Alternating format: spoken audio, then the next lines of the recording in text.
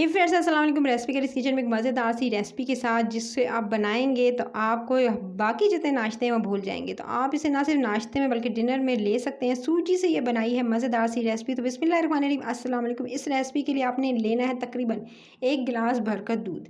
अच्छा, दूध ले लीजिएगा, उसको धीमी आंच पे आपने चढ़ा देना है। जब दूध के अंदर 2 से 3 बॉयल आ जाएँ। अच्छा, मैंने फुल फैट मिल्क लिया है, यानी इसके अंदर ऑलरेडी जो है वो इसके अंदर क्रीम है, फुल फैट मिल्क है। सो आप जो है अगर चाहें तो आप अलग से जो है इसके अंदर क्रीम भी ऐड कर सकते हैं। सो मैंने जो है वो इसको चढ़ा दिया और जैसे इसके अंदर 2 से 3 बॉयल आए, जब दूध अच्छे से उबलने लगा, मैंने आपको बताती हूँ कि मैंने लिए हैं बिल्कुल जो है 3 टेबलस्पून, 3 खाने के चम्मच चावल पिसे हुए। सिंपली धो लिए थे। धोने के बाद फिर मैंने उसको ग्राइंडर में डाला। ड्राई करने के बाद चावलों को थोड़ा सा जो है वो ड्राई किया फ़ैन पे, और उसके बाद उसको ग्राइंडर में डाल के ग्राइंड किया और उसका इस तरह से पाउडर बना लिया। तो चावलों का पाउडर चाहिए होगा, तकरीबन आपने लेना है 3 चम्मच खाने की। उसके साथ ही आपने 2 चम्मच जो है वो सूजी के लेने हैं। सूजी जो है सिंपल इसको भी छान लीजिएगा, बारीक वाली सूजी लीजिएगा, और दोनों की क्वांटिटी जो है यानी 3/2 की रेशो आपने रखना है इस रेसिपी के लिए। तो इसके बाद आपने दूध के अंदर देख सकते हैं, दूध को मैंने इतना पकाया है, तकरीबन इसको पकते हुए 3 से 4 मिनट हो चुके थे। इसमें 3 से 4 बॉयल भी आ गए अच्छे से। दूध को मैंने काढ़ लिया है, दूध को उबाल लिया है। अब आप इसके अंदर शामिल कर दीजिएगा सबसे पहले जो आपने चावल थे सिंपल बारीक जो आपने ग्राइंडर में ग्राइंड किए हुए थे वो इसके अंदर शामिल कर देने हैं और इसको आपने पकाना है। सिंपली पहले चावलों को पकाएंगे। चावलों को आपने तकरीबन जो है 2 से 3 मिनट अच्छे से पकाना है और चम्मच बराबर चलाना है ताकि नीचे पैंदे में मत लगे यानी बर्तन में, और आपने इसलिए धीमी आंच रखनी है। जैसे इसके अंदर 2 से 3 बॉयल आएंगे और चावलों को जो है स्टर करते हुए हिलाते हुए आपने 2 से 3 मिनट पकाना है। पकाने के बाद अब आपने इसके अंदर शामिल करनी है सूजी। अच्छा, सूजी जो है वो 2 चम्मच अब आपने इसके अंदर शामिल करके इसको भी अब आप पकाएंगे। अच्छा, इसको पकाना है तकरीबन आपने 2 से 3 मिनट, इसको भी अच्छे से पकाना है और धीमी आंच रखनी है। हल्की आंच पे सारी की सारी रेसिपी होगी। इसको आपने तेज़ आंच पे बिल्कुल नहीं बनाना है, और ताकि अच्छे से जो चावल हैं वो भी पक जाए और साथ में सूजी का कच्चापन भी चला जाए। अच्छा, इसको दोनों को पकाते हुए तकरीबन मैंने जो है वो 3 से 4 मिनट दिए थे और देख सकते हैं गाढ़ापन दूध के अंदर आना स्टार्ट हो गया है।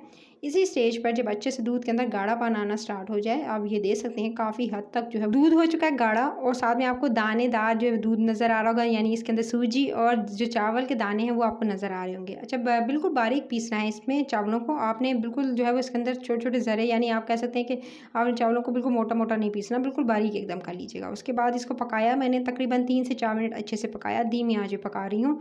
अब आपने इसी के अंदर जो ऐड करनी है चीनी। चीनी आप ऐड कीजिएगा तकरीबन इसके अंदर 3 चम्मच खाने के, जो नॉर्मल खाने का चम्मच होता है जिसे खाना खाते हैं वो बस 3 चम्मच ऐड कर दीजिएगा। कम या ज़्यादा भी चीनी की मकदार कर सकते हैं। 2 से 3 मिनट अब चीनी को घुलने दीजिएगा और चीनी को इसी सारे मिक्सचर के साथ पकाना है। अब आपने इतना पकाना है कि ये बिल्कुल दूध की क्वांटिटी कम रह जाए, आधा गिलास के करीब रह जाए, इतना आपने पकाना है। तो ये देख सकते हैं दूध तो पकते हुए तकरीबन 3 से 4 मिनट हो चुके थे। मज़ीद इसको पकाऊंगी और इतने में बताती हूँ मैंने लिया है मैंने कॉर्नफ्लावर लिया 1 टेबल स्पून, ठीक है। उसके अंदर शामिल किया पिस्ते और बादाम छोटे छोटे काट के, वो इसके अंदर शामिल कर दिए हैं। साथ में मैंने इसके अंदर शामिल किया है आपने तकरीबन जो है वो ½ टी स्पून मैंने इसके अंदर चीनी शामिल की है।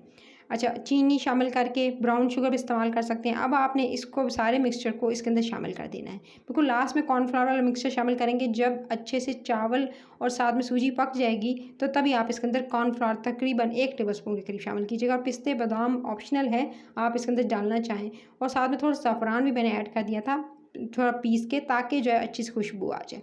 उसके बाद अब आपने इसको पकाना है। इतना ये दे सकते हैं गाढ़ापन इसका आना स्टार्ट हो गया है, यानी इसको लास्ट में जब शामिल किया तो मैंने इसको पकाया और ये गाढ़ा थिकनेस जो है कॉर्नफ्लावर की वजह से आना स्टार्ट हो गई है। इसको मज़ीद 2 से 3 मिनट पकाऊंगी ताकि कच्चापन दूर हो जाए कॉर्नफ्लावर का। दूध के अंदर जो है वो मैंने कॉर्नफ्लावर डायरेक्ट डाल दिया था, इस वजह से आप अगर चाहें तो दूध में घोल के भी शामिल कर सकते हैं। मैंने शामिल करने के साथ ही इसको बहुत जो है वो अच्छे से चम्मच चलाया, इसलिए आपको कहीं भी लम्स वगैरह नज़र नहीं आ रहे होंगे। अच्छा, और उसके बाद आपने इसको इतना पकाना है कि बिल्कुल एकदम गाढ़ा हो जाए और अच्छे से मिक्सचर रेडी हो जाए, दे सकते हैं। अब आपने इसी स्टेज पे चूल्हे से उतार के इसको रूम टेम्परेचर पे पहले ठंडा करना है, फिर उसके बाद ठंडा करने के बाद आपने इसको डिश आउट करना है। डिश आउट करेंगे, और डिश आउट करने के बाद फिर आपने इसकी गार्निशिंग करनी है अपने मनपसंद जितने भी आपको नट्स वगैरह पसंद हो, वो इस पर आप जो है स्प्रिंकल कर सकते हैं, अच्छे से लगा सकते हैं। और इस रेसिपी को आपने फिर फ्रिज में रख के 2 घंटे के लिए एटलीस्ट ज़रूर ठंडा करना है, ताकि ठंडी चिल्ड इस रेसिपी को आप इंजॉय कर सकें।